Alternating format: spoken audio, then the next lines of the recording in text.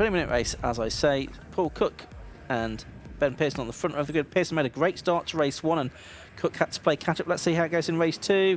Away they go. Looks like a good start again from Pearson. Cook is slow away. He's going to lose at least 1 or 2 positions, I think, as they head down through Paddock Hill Bend for the first time. So again, it's a Pearson with a good start. It looks like is that Scott Noy, I think, that's up into 2nd place possibly, as they make their way up towards the right-hander at Druids. For the first time. Oh, and there's a schmozzle further back. Is that? Yeah, that's Will Lake, the Class 6 winner from race 1. He's been caught up in an incident with David Aspden. I don't think there's been anyone else involved as well. It looks like Will Lake is going to manage to get away from the scene, but there's been a lot of gravel spread all over the sort of foot of the hill at Paddock Hill Bend, which is going to be to no one's great delight. So it is going to be at the end of lap 1 then, Pearson leading. It looks like Noy in 2nd place in that yellow car as they come up to the line then. And then in 3rd place it's the 99 car of Mark Lee, and then 4th is Paul Cook. Paul Cook it is from pole that dropped back to 4th place. So as in race 1, Marcus has got it all to do. Yeah, and there's Aston. Schweikert got really sideways off the start line, didn't he? And dropped way back into the field. He's 9th at the end of the first lap. Cook there was trying to thread the eye of a needle and go past Lee and Noy, who are finding themselves side by side, but there wasn't an M3's width between them. And so still there in 4th position at the moment. It might be Lee getting ahead of Noy here as they come off Graham Hill Bend and Cooper Straight. And then Cook's going to be on the inside of both of them for Surtees. No, he's not. He pulls back in behind them, and that's because the safety car is coming out. We seem to have had one in most races so far today, unfortunately. Yeah. This time it's because of Aspen's car, which is stranded on the run up the hill. There's also the short lap drama, isn't it? Because there's not much time for the marshals to react, dive out. As brilliant as they are, it's needs to be done under safe conditions. One car headed into the pit lane as well at the end for the opening lap, and that was Sam Walton, who was 2nd in the Cup class early on.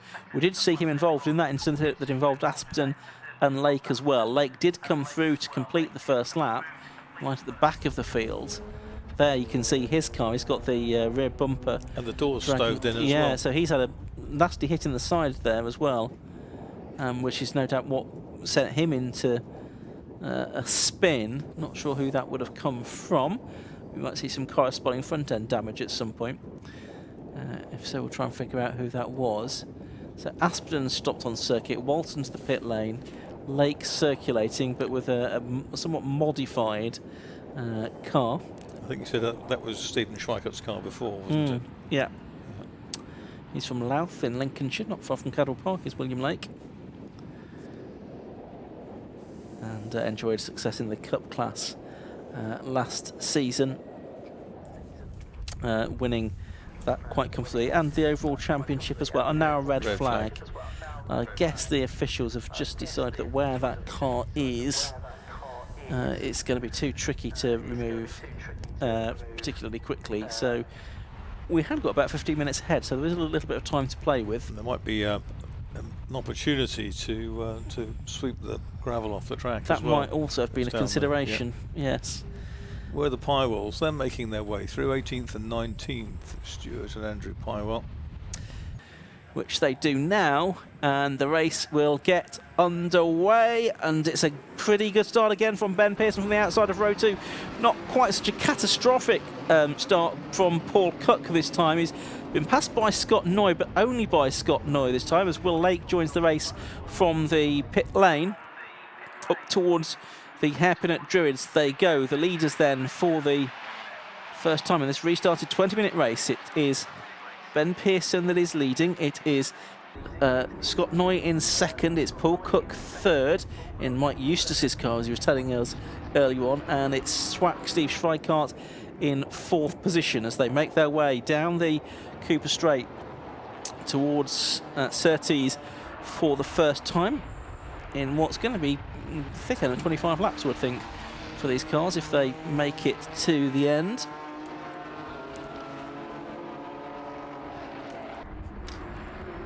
Round Clark Curve towards the end of the lap they go. So Ben Pearson has a lead of 1.3 seconds at the end of the opening lap over Scott Noy in second place. Noy in the number 18 car, the 36-year-old from Paul, a project manager. Been racing for 9 years in BMWs in various championships, but he's lost the place there now to Paul Cook up there at Druids. And right behind him as well, he's got Swack, Steve Schweikart as well. So he's in 4th position now, Schweikart, and it's Mark Lee in 5th and Ronan Bradley in 6th position. As the leaders now turn their way through the right-hander at Clearways, even towards Clark Curve they go. And Cook, having again made this rather poor start, not as bad as first time around, he's again having to chase after Ben Pearson, who cooked his tyres rather in race one. So possibly be mindful of that this time and trying to drive within himself a little bit if he can. So he's able to defend when Paul Cook inevitably comes knocking at his door. Here comes Swack up the inside of Noy for 3rd position. And he's done it, he's gone through at the hairpin there, and if he's not careful, Noy, it might be that Mark Lee can squeeze through as well in his much more wild-looking car. Yes, we don't have Reese in this race, do we? We're just looking down the... oh, no, we do. He's there in 8th place, I beg your pardon, in car number 9. So he is there, Jason Reese, the man whose company Park Vehicle Repair is sponsoring the coverage today. 17.5 minutes left to go. Pearson across the line again, 1.3 seconds quicker ahead of Cook now. The gap coming down that time by 0.3, because Cook did the best lap of the race, 51.707. There are the 2 leaders. There's Schweikart in 3rd, and Lee has now made it ahead of Noy and up into 4th position. And it's Ronan Bradley in 6th, and a bit of a gap back. So Michael Dark in that M235, similar shape of car to Pearson. He runs in 7th place, the more multicoloured car though. There it is, the 235, having John Brown right behind it in the M3. And right behind him is Jason Reese in the E92 M3 as well in 8th place. So Brown has actually got ahead of Reese on this lap. Reese will try and come back to him. You've got the Welshman and the Glaswegian.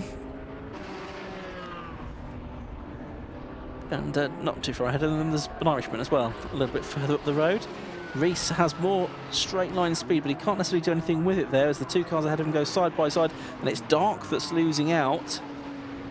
He's been shaded there by both Brown and Reese. Brown up into 7th place, Reese to 8th. Down to 9th has gone Michael Dark as a result of all of that, Marcus Pye.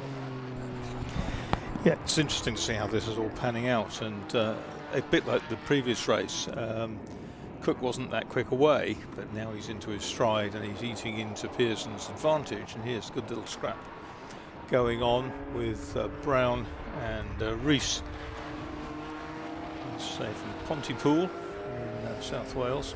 There's Michael Dark behind with the M235, the second of those. The other one leads the race in the hands of Ben Pearson. Here comes Jason Reese up the outside in the Park car.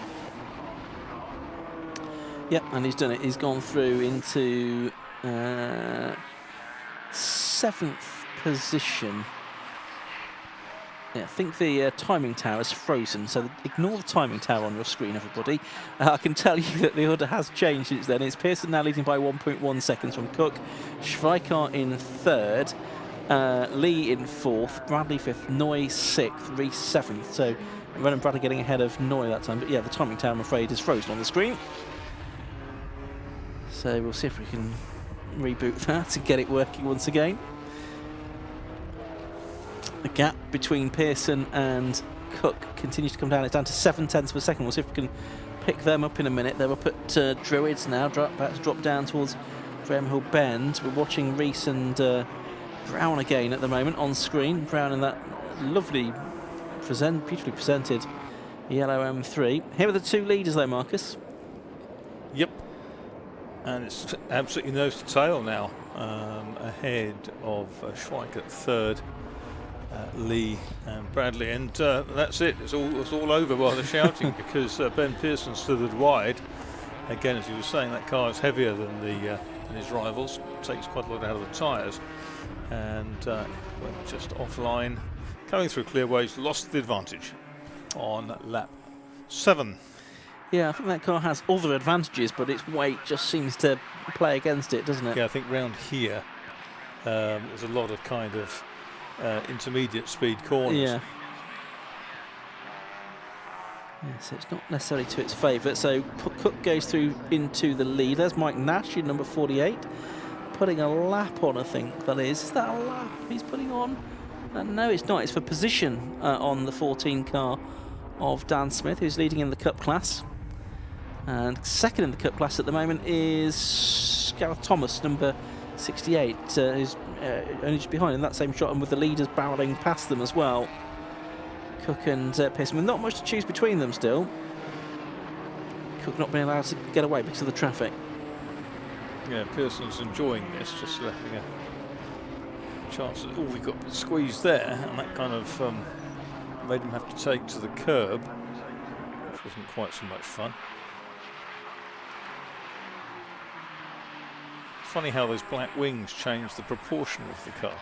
You can see from Michael Dark's 235 how bulbous and hunkered down it looks, and yeah, it's interesting. Yeah, it's good to have the 235s out amongst the more ubiquitous M3s. So you wonder how the characteristics of the turbocharged engine around here, any lag in there at any point, loses out to the naturally aspirated, very torquey 6 in the others. Be interested to see if we can pick up on Will Lake in a moment, because he's catching Andrew Phillips for the Class 6 lead, having restarted the race from the pit lane. He's only 1.1 seconds behind. Yeah, so we'll see if we can pick out on them in a moment. I suspect by the time we do so, it might be the case that Lake is already ahead. Just trying to spot him out on circuit. White and blue car, isn't it? But with the sunshine. Yeah, here they come over. To tell. Yeah, that's not him in actual fact. He's not yet come over the line. There he comes. Yeah, we've just spotted him now. We can recognise him because of the dent in his door, can't we? So he's not yet got ahead of Andy Phillips. Managed to glue the bumper back on. There's a lot of tape involved. Yeah, there you can see there's a black line of tape there, sticking it to the rest of the car. There's his class rival, isn't it, ahead, 888, which is Phillips, and he's going to take him into the hairpin. Or isn't he? No, he's not. Nearly got a matching dent in the other door, didn't he, there? Balancing out the aero package. Yeah. But no, he's survived. It's a matter of time, isn't it? It is. There's 10 minutes, still more than 10 minutes to go, because we had a full 20-minute restart here. In spite of that delay, hope everyone's got enough fuel aboard for the extra laps that they would have not necessarily been budgeting to do. I wouldn't have gotten too tight on the strategy. It was a risky game, especially in a tin top like this, where every last gram is less critical than in a Formula Ford or something. Look at that, that's Lake. Still can't get past, and of course they were being passed as well by the quicker car, the race leader Paul Cook there as well. So that probably encouraged Lake to take more caution. He's up the inside of Phillips this time. And Phillips is not making life easy, and why should he? It is a battle for position after all. Phillips, the 44-year-old director from Nantwich, been racing for a couple of years. A GP Midget National Champion. Also done some Oval Legends racing as well. And doing well here on a circuit that turns both ways to keep Will Lake behind him. Will Lake, who won his class in the earlier race, has had a biff here, damage to the car. GP Midgets was sort of built largely, or populated largely by the cars made by Dassel, by Jeff Rumble, more famous in recent decades for the monocoque race box transport. Yeah. Has he finally done it? Has Will Lake got him this time? I'm not sure he has. He's got his nose alongside. He's on the curb there. He's got his car's previous driver bearing down on him now as well, Steve Schweikart. He has done it though. He's got ahead of Phillips, but he's going to lose a place to Schweikart now as well, or lose a lap to Schweikart, who's just overtaken his old car. And following Schweikart through is the 99 car of Mark Lee, who's running in 4th place. So we've got Cook, Pearson, Schweikart, Lee, Bradley, Noy, exactly the same top 6 as we had in the earlier race. And there's 8.5 minutes to go. Cook's still got the best lap of the race, a Watt 51.249, which is faster than he went in race 1. No, Mark Lee got the fastest lap in race 1, didn't he? 51.482. Remind myself of what the lap record is for these cars, 51.16. So we've not got down to that mark yet for Graham Crowhurst's mark from 18 months or so ago. There's Ronan Bradley in the 78 car, one of the M1 class machines. He's running in 5th place overall. Another look at Will Lake. He's just put a lap on the 42 car of Paul Neville, one of the Cup class entrants. Built the car himself in his garage on his driveway. I think here in his 2nd or 3rd season now. So looking at the class positions, Class M2, that's got Cavan Granger ahead of it, and we're just looking at Cavan now.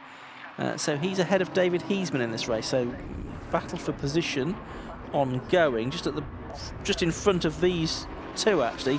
This is the battle for 3rd and 4th within that class, featuring Travers and Vilku. Travers in the grey number 77 car, Vilku in the white 69 car, and then beside him it's Andrew Pywell in the number 17 car.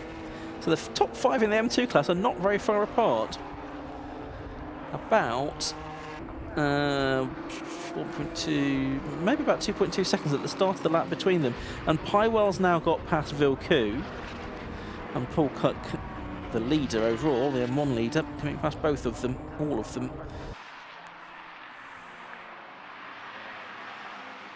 Oh, and there's a touch there. That was Andy Pywell on the back of Travers' car. That sent him very sideways around Graham Hill Bend. He drifts it around though, around Druids I should say. Got going again, he's not, the car's sliding around all over the shop anyway. It seems to have 3/5 with no grip. Yeah.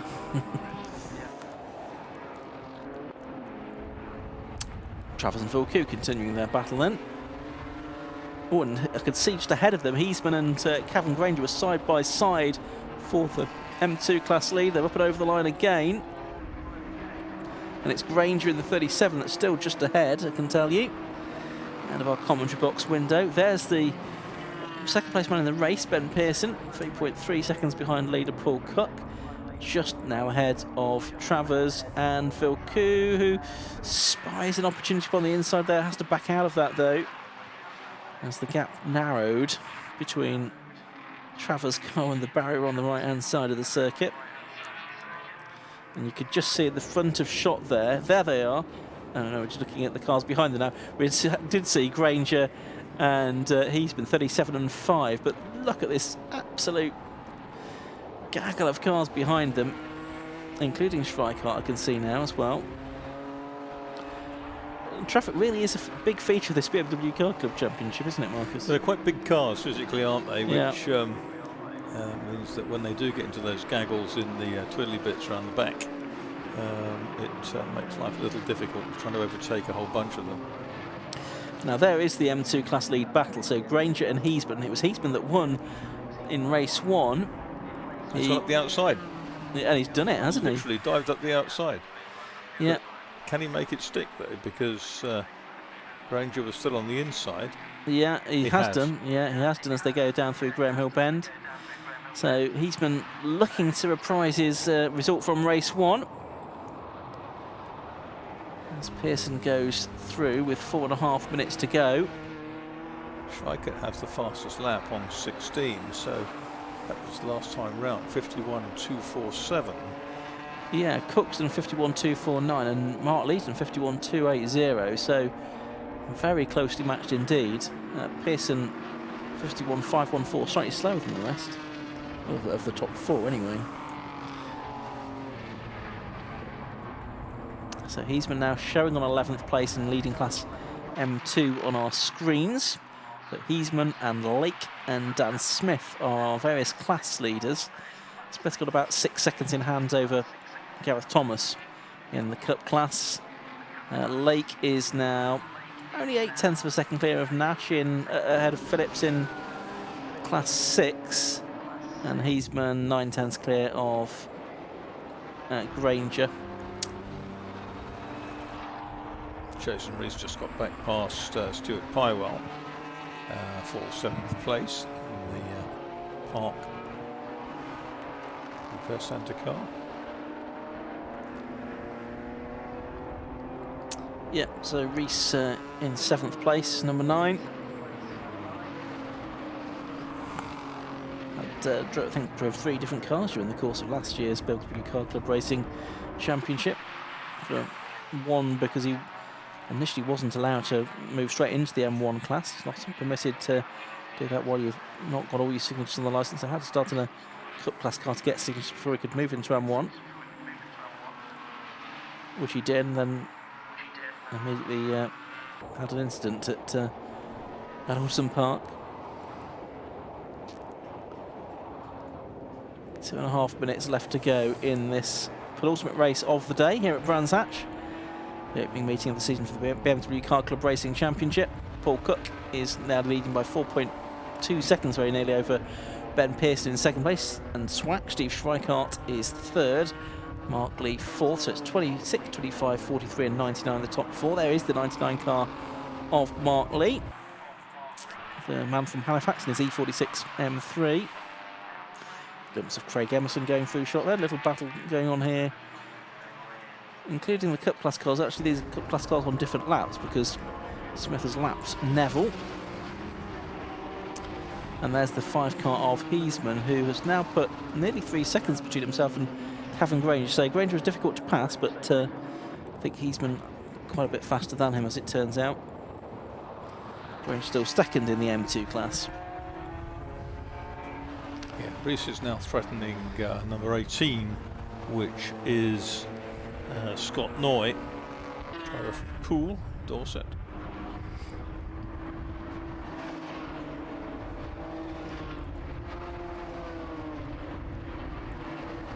'69 Aidenville coup over the line once again. M2 class, 25-year-old from Willenhall in the West Midlands. Electrical engineer in his 2nd season of racing in his E36. Prepared by the E30 Centre, car built by Aiden and his stepfather. Well, last season did Aiden. Had wins within the class in the first 2 rounds of the championship at Donington Park, and won the M2 class last year from David Morris by quite a convincing margin. Sticking with the M2 class for this season. Well, looks like there's a bit more competition this year. Meanwhile, Paul Cook in that Mike Eustace car, continuing to lead the way here. He'll be on his final lap now because only 26 seconds to go. So it's looking like a double win for Paul Cook at the beginning of the season. Pearson should take 2nd. Just see Scott Noy going across the line beneath me. He might be caught by the end by Rees. But here comes Paul Cook out of Clark Curve onto the Brabham Straight, up to the start and finish line. And there's the checkered flag. So it's a win number 2 for the day for Paul Cook. 2 double winners so far. Ben Pearson 2nd, Steve Schweikart 3rd, Mark Lee 4th. And Ronan Bradley, yet just about to come through in a moment, actually, to take 5th position. And then it should be Scott Noy in 6th. But Paul Cook already with his hand out of the cockpit of the car to celebrate and to acknowledge the marshals on the slowing down lap, as most drivers like to do, to show their appreciation to the marshals that support their racing. Heisman's come across the line to win in Class M2. And the Cup class has been sewn up by Dan Smith. We're just waiting for Will Lake now to come through. He's about to take the flag. He's coming up to the line now. You see him any moment. There he is. And he is going to win actually the most closely fought class of them all, beating Phillips by less than half a second. Andy Phillips, a very good second place for him in the 888 car. I think that's everyone home now after that BMW Car Club Racing Championship race. So we will have a look at the results in a second from that 20-minute restarted race for the BMW Car Club Racing Championship. And it was a win for Paul Cook in the BMW E46 M3. 23 laps completed from Ben Pearson, now number 25. 5.198 seconds the gap. Third was number 43, Steve Schreikart. Fourth to number 99, Mark Lee. Fifth was 78, Ronan Bradley. Sixth, number 18, Scott Noy. Seventh was number 9, Jason Rees. Eighth was number 7, John Brown. Ninth was number 235, Michael Dock. And 10th was number 76, Stuart Pywell. Then winning class M2 was David Heasman, number 5 in 11th place overall. 12th went to number 37, Cameron Granger, who was second in that class. And 13th, number 69, Aidan Vilku, who got the better of Paul Travers in the end for third place within that class. Class 6 was won by William Lake from Andrew Phillips, as we were saying, with Craig Emerson third in that division. And the Cup class was won by Dan Smith from Gareth Thomas, and the gap between those two was about 7.3 seconds in the end. So as I say, the next BMW Car Club Racing Championship event is going to be at Silverstone in 5 weeks' time. We've got one more race to go this evening, but before that, let's head down to Josh Barrett, who's going to speak to our class winners from the BMW Car Club Racing Championship. So we're down after the second BMW Car Club race. Another win for Paul Cooker. Another start that didn't quite go to plan, Paul, but you came through a bit quicker this time. Yeah, thankfully there was a restart because my first start was worse than the first race. So yeah, I was quite lucky to get a chance to do it again. I had a better start after the restart, so yeah, all good. And a good way to start the season. Is this a full season campaign, or you're not sure yet? Yeah, hopefully, yeah. Hopefully we'll get out there next meeting and see if we can do as much the same. And hopefully sort of the grid stays like this and some good racing throughout the year. Yeah, I think so. If the grid stays like this, I think the only way it's going to grow. Yeah. So you might get some more M1 drivers, which would be good for the championship. Well done on your weekend. So Paul Cooker, a double winner in class M2. The winner was Dave Heasman. Well done, Dave. And again, looking quite pretty competitive racing out there today. Yeah, that was good fun. I got boxed in at the start, and I thought, oh no, what's going on here? But I managed to catch up with the main competitors, Trav and Cav, and had a little tussle with those, and they caught up with the back markers, and I managed to capitalise on that and whistle past them. And then I just disappeared in the distance. And a slightly different car, I think, to what we saw you sort of race a few years ago in the championship. Yeah, so it's the same car, but it had the S54, which is the M1 class engine in it. So it's like 100 and something horsepower down, but it's just as much fun. I guess a bit more economical as well. That's it, yeah. Well done on your win. There's Dave. The Cup class winner was with Daniel Smith again, and he's behind me. Well done, Dan. Another class win. How was that one for you? Yeah, that was. I kind of knew what to expect this time, because obviously last time was the first time out, so I kind of knew what to expect on obviously both restart and the first start. I got such a blinding start, it was unbelievable. I thought, and then I just got my head down, and yeah, I didn't see another Cup car in my mirror, and I just had fun with the 330s and that, and yeah, it was fun. Talk about the start, because that's something that you can't ever really practice or do on track days or anything. You can't practice on like track days and things like that, so it's a new learning curve. This is a good car to practice in because it hasn't got the power of the M3s and you slide in. This has got good grip straight away and it goes. Obviously it was quite a big smash on the first time. I managed to swerve out and miss that, which I was quite happy about. I didn't want to get no damage. That's the last thing anyone wants. But yeah, I'm glad I'm here again. I can't believe it. You think you'll be doing some more in it now? Yeah, I can't believe I'm here again. The second race and I've won both classes. What's the chances of that? And you're equal championship leader as well. Yeah, I suppose you can, can't you?